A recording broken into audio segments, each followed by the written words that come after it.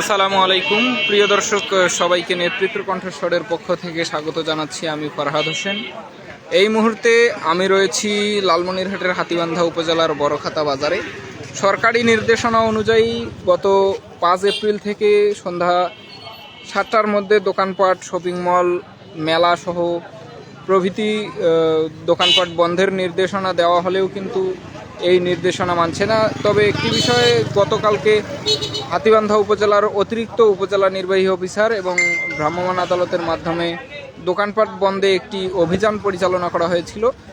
তবে আজকে কিন্তু সেই চিত্র এখনও কোথাও দেখা যায়নি। আমি বর্তমানে যেখানে অবস্থান করছি সেখানে দেখতে পাচ্ছেন যে দোকানপাট এখনও খোলা রয়েছে। ইতিমধ্যে কিন্তু 1 ঘন্টা পার হয়ে গেছে, কিন্তু কোনো দোকানদার, কোনো ব্যবসায়ী কিন্তু এখন পর্যন্ত দোকান বন্ধের উদ্যোগ গ্রহণ করেনি। কিন্তু তারপরেও যেটি আমরা দেখতে পাচ্ছি যে লোকজন সন্ত্রস্ত হয়ে আছে যে কোনো সময় ম্যাজিস্ট্রেট বা যৌথ বাহিনী এই বাজারে প্রবেশ করে কিনা। এবং আমরা যেটি দেখতে পাচ্ছি যে এই দোকানদাররা এখনও দোকান বন্ধ না করার কারণে বাজারে কিন্তু পর্যাপ্ত পরিমাণ মানুষ এখনও রয়েছেন। এবং যে বিষয়টি সবচেয়ে বেশি পরিলক্ষিত হচ্ছে যে বেশ কিছুদিন থেকে বিদ্যুৎ এবং জ্বালানি সাশ্রয়ে সরকার বিভিন্ন উদ্যোগ গ্রহণ করছে। সেই জ্বালানি সাশ্রয় এবং বিদ্যুৎ সাশ্রয়ের লক্ষ্যে যে সিদ্ধান্ত সরকার নিয়েছে সেটি মানছেন না ব্যবসায়ীরা, এবং সেই প্রভাব কিন্তু পড়ছে কৃষি খামার এবং অন্যান্য জায়গাতে। ইতিমধ্যে সারা দেশে যে জ্বালানি তেলের সংকট, সেই তেলের সংকটের কারণে কিন্তু সবচেয়ে বেশি ভোগান্তিতে পড়েছেন মানুষ। এবং পাশাপাশি বর্তমানে বোরো মৌসুম চলমান থাকায় বিদ্যুতের সংকট দেখা দিয়েছে এবং প্রতিদিন এই উপজেলায় অসংখ্যবার লোডশেডিংয়ের কবলে পড়তে হচ্ছে মানুষকে। আমরা যদি একটু দেখানোর চেষ্টা করি তাহলে দেখতে পাচ্ছেন যে বাজারে খুব কয়েক সংখ্যক দোকান বন্ধ করা হচ্ছে এবং এখন কিন্তু চলমান রয়েছে দোকান বন্ধ করার কার্যক্রম। 1 ঘন্টা পার হওয়ার পর, 1 ঘন্টা পেরিয়ে গেলে এখন শুরু হয়েছে দোকান বন্ধ করার প্রস্তুতি। আমরা যেটি দেখতে পাচ্ছি এখনও ইতস্ততভাবে মানুষ ঘোরাফেরা করছেন বাজারে। আমরা একজনের সাথে একটু কথা বলবো। আচ্ছা, এই যে সরকারি যে নির্দেশনা দোকান 7টার মধ্যে বন্ধ করার, এই বিষয়টা এলাকায় স্থানীয়ভাবে মাইকিং করা হয়েছিল, আপনারা এটি মানছেন না কেন? আসলে এটা ইউনিয়ন পর্যায়ের একটা বাজার। এখানে বেশিরভাগ লোক গ্রাম থেকেই আসে, আর গ্রামে সাধারণত সন্ধ্যার পরেই বাজারে মানুষজন বাজার করার জন্য আসে, নিত্য প্রয়োজনীয় পণ্য সামগ্রী কেনার জন্য। আচ্ছা, ঠিক আছে, আপনাকে ধন্যবাদ।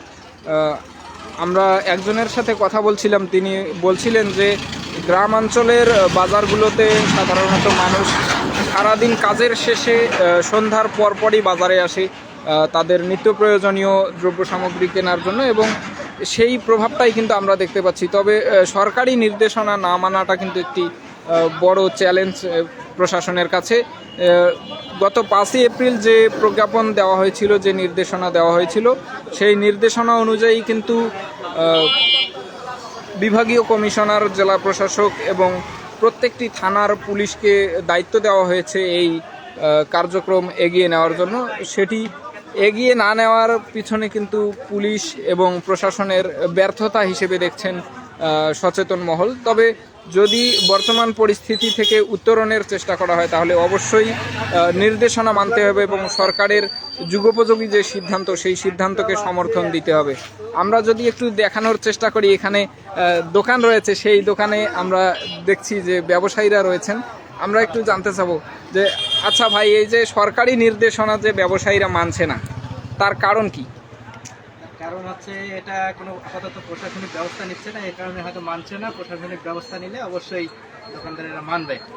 গতকালকে ভ্রাম্যমাণ আদালতের মাধ্যমে দোকান বন্ধের একটা অভিযান চালানো হয়েছিল। এই এলাকায় ওই রকম অভিযান চান কিনা? হ্যাঁ, সরকার অবশ্যই আইন মানতে হবে, এটা হোক কেন হোক, এই সমসাময়িক পরিস্থিতিতে যে ভোগান্তি মানুষের, জ্বালানি এবং বিদ্যুৎ সংকটের কারণে প্রত্যেকদিন অসংখ্যবার লোডশেডিং হয়, এই বিষয়ে আপনার মতামত কি? এই বিষয়ে সারা বাংলাদেশে যেটা ভোগান্তি, এটা সবাই যেটা করতেছে, সেই হিসেবে আমাদের দোকানদার হিসেবে মানতে হবে, অবশ্যই মানতে হবে। ধন্যবাদ। আমরা শুনছিলাম আরেকজনের কাছে যে আসলে এই নির্দেশনা না মানার কারণ আসলে কি হতে পারে, তবে তিনি একটি কথা বললেন অত্যন্ত চমকপ্রদ কথা, যে আসলে প্রশাসনিক কোনো পদক্ষেপ না থাকার কারণে কিন্তু মানুষ এই বিষয়গুলো মানছে না। এবং আমরা দেখতে পাচ্ছি বিভিন্ন জুয়েলার্স, স্টেশনারি সামগ্রী সহ অন্যান্য দোকানপাট খোলা রয়েছে। সরকারি নির্দেশনায় বলা হয়েছে যে জরুরি মেডিসিন অর্থাৎ ঔষধের দোকান এবং হোটেল খোলা থাকবে, কিন্তু সেটি না মেনে সকল ধরনের দোকানপাট এখন পর্যন্ত খোলা। ইতিমধ্যে যারা আইন মানেন, সচেতন মানুষ, তারা কিন্তু দোকান বন্ধ করার চেষ্টা করেছেন। ইতিমধ্যে অনেকেই দোকান বন্ধ করেছেন, অনেকে প্রস্তুতি নিচ্ছেন। যারা দোকান বন্ধ করেছেন তারা অবশ্যই আইন মানেন, সরকারি নির্দেশনা সমর্থন করেন, সরকারের যে যুগোপযোগী সিদ্ধান্ত সেটিকে সমর্থন করেন। আমরা দেখছি যে অসংখ্য দোকান কিন্তু এখনও খোলা রয়েছে। আমরা মোটামুটি বেশ কিছু দোকান দেখিয়ে এগিয়ে আসলাম এবং দেখতে পাচ্ছি যে এখনও কিন্তু প্রচুর মানুষ বাজারে অবস্থান করছেন, কোনো রকম সরকারি নির্দেশনার তোয়াক্কা না করে। আমরা যদি দেখানোর চেষ্টা করি, ঔষধের দোকানগুলোতেও পর্যাপ্ত মানুষ রয়েছেন এবং যে সাধারণ মুদি দোকান, গলামালের দোকান, সেই দোকানগুলোতে মানুষ রয়েছেন। এখন পর্যন্ত তারা দোকান বন্ধ করেনি। আসলে আমি একজনের সাথে কথা বলবো যে আসলে আপনি একজন সরকার দলীয় লোক, সরকারি নির্দেশনা অনুযায়ী 7টার মধ্যে দোকান বন্ধ করার কথা, আপনি এখনো দোকান বন্ধ করেননি কেন? আমরাই সরকার, আমরাই আইন করছি। সেই আইন আপনারাই কেন ভঙ্গ করতেছেন? তাহলে আমাদের ব্যবসা করে খাইতে হবে।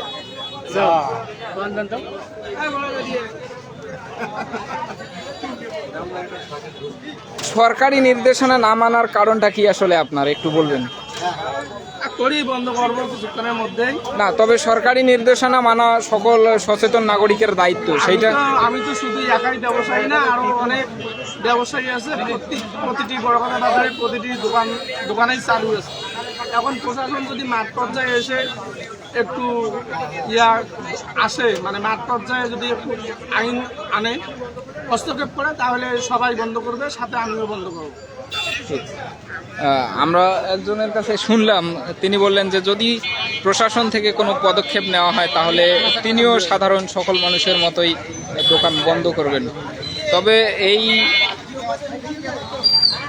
সরকারি নির্দেশনায় যে পরিমাণ সাড়া পড়ার কথা, সেই পরিমাণ সাড়া কিন্তু এখন পর্যন্ত পড়েনি। এবং আমরা যেটি দেখছি যে কিছু কিছু মানুষ এই নির্দেশনাকে অমান্য করে চলছেন এবং পাশাপাশি তারা এই নির্দেশনাকে অগ্রাহ্য করেই তাদের কার্যক্রম চালিয়ে যাচ্ছেন। আমি যদি কথা বলি আরেকজনের সাথে, সরকারি যে নির্দেশনা 7টার মধ্যে দোকান বন্ধ করার কথা, সেই নির্দেশনাকে অধিকাংশ ব্যবসায়ীরাই মানছেন না, পাশাপাশি আপনিও মানেননি। এই 1 ঘন্টা পার হওয়ার পরেও আপনার দোকান খোলা রাখার কারণটা কি? জি জি জি, সরকারি নির্দেশনা এটা আমাদের মানার অধিকার, আমরা মানব। কিন্তু হলো মূল কথা এখানে হচ্ছে যে সরকার আইনটা করতেছে, এটা কি কারণে করতেছে? এটা আইন করা হয়নি, এটা একটা সরকারি নির্দেশনা দেওয়া হয়েছে। নির্দেশনার আসলে ব্যাখ্যাটা কি? এখানে বলা হয়েছে, ওই নির্দেশনায় বলা হয়েছিল যে জ্বালানি এবং বিদ্যুৎ সংকট নিরসনে, যে একটা পশ্চিমা বিশ্বের, মধ্যপ্রাচ্যের যে যুদ্ধ পরিস্থিতি, সেই যুদ্ধ পরিস্থিতির কারণে সারা পৃথিবীতেই বর্তমান তেল সংকট এবং পাশাপাশি বাংলাদেশের যে জ্বালানি ব্যবহার করে বিদ্যুৎ উৎপাদন, সেটি ব্যাহত হওয়ার কারণে বিদ্যুৎ এবং জ্বালানি সাশ্রয়ে সরকার 7টার মধ্যে দোকান বন্ধ করার নির্দেশনা দিয়েছে। সেই নির্দেশনা সাধারণ মানুষ মানছে না। এইখানে কি মানে মূল কারণটা কি বলে মনে করেন আপনি? প্রথমত হলো সরকারকে সাধুবাদ দেয়, সরকার একটা সুন্দর যুগোপযোগী হলো সিদ্ধান্ত নিয়েছে, এটা জনগণের জন্য। কিন্তু এখানে হলো মূল কথা এখানে আসে যে শুধুমাত্র বাজার বন্ধের মাধ্যমে কি এই আপনার হলো এই বিদ্যুৎ সংকটটা কি সমাধান করা সম্ভব? প্রথমত কথা। দ্বিতীয়ত কথা, এই বাজারকে স্যার, হ্যালো স্যার, হ্যাঁ বলেন বলেন। বাজার কেন্দ্রিক এটার উপর অনেক কিছু ডিপেন্ড করে। আমরা বিশেষ করে আমরা যারা গ্রাম অঞ্চলে থাকি, পল্লী অঞ্চলে আমরা যারা থাকি, আমরা যারা পল্লী অঞ্চলে থাকি, আমাদের যারা দিন মজুর, বিশেষ করে দিন মজুর যারা, তারা হলো সন্ধ্যা 6টা 7টার পর তাদের হলো কাজ কাম শেষ হয়, বাড়িতে হলো কাজ কাম শেষ হয়, তারপর তারা হলো বাজারের দিকে আসে। বাজার দিকে আসার পর তারা তাদের হলো অর্থটাকে সংগ্রহ করার পর হলো তারপর তারা এই তাদের আনুষ্ঠানিক যে বাজার সদাই এবং বিভিন্ন কার্যক্রম শেষ করার পর তারা হলো তাদের দৈনন্দিন কার্যক্রমের একটা অংশ বাজার খরচ নিয়ে তারা বাড়িতে চলে যায়। এখন মূল কথা হচ্ছে 6টার পর যে ব্যক্তিটা হলো কাজ শেষ করলো অথবা 5টার পরে শেষ করলো, এই ব্যক্তিটার জন্য হলো সরকার কি বিকল্প কোনো ব্যবস্থা রাখছে? আমার মনে হয় না। যদি রেখে থাকে তাহলে আমার এই কথার মধ্যে রয়ে যায়। দ্বিতীয়ত কথা, এখানে জ্বালানি সমস্যার জন্য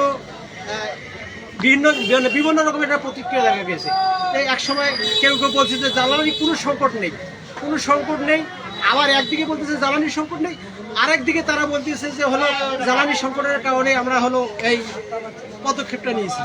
তো এই বিচারিতে বা বিভিন্ন রকম যে এই মন্তব্যগুলো এই জায়গা থেকেও একটা ক্লিয়ার হওয়া দরকার। আরেকটি বিষয় হলো যে এটা সিদ্ধান্তটা শুধুমাত্র আমার মনে হয় এটা আমি আইনের প্রতি শ্রদ্ধা রেখে বলতেছি এবং তাদের আদেশকে বা এই জিনিসটাকে অবশ্যই মান্য করে এটা আমার মানার দায়িত্বের মধ্যে পড়ে।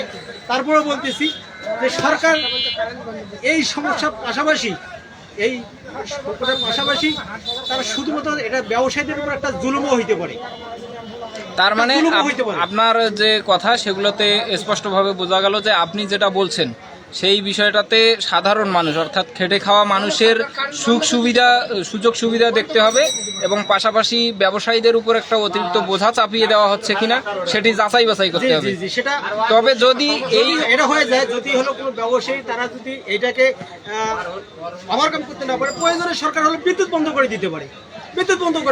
এই বিষয়টা নিয়ে দেশের শীর্ষস্থানীয় যে ব্যবসায়ীরা রয়েছেন তাদের সাথে প্রধানমন্ত্রী ইতিমধ্যে একটি আলোচনা সভা করেছেন। সেই সভায় কিন্তু সিদ্ধান্ত হয়েছিল যে 7টার মধ্যে দোকানপাট, শপিং মল সবকিছু বন্ধ করবে। তবে বিশেষ ক্ষেত্রে ঔষধের দোকান এবং বিভিন্ন হোটেল রেস্তোরাঁ চালু রাখার সিদ্ধান্ত হয়েছে। আবারও বলতেছি যে সরকারের প্রতি সম্মান রেখে এবং আইনের প্রতি শ্রদ্ধা রেখে আমি কথাটা বলতেছি, সরকার এই বিষয়টা সরকারকেও ক্লিয়ার করা দরকার।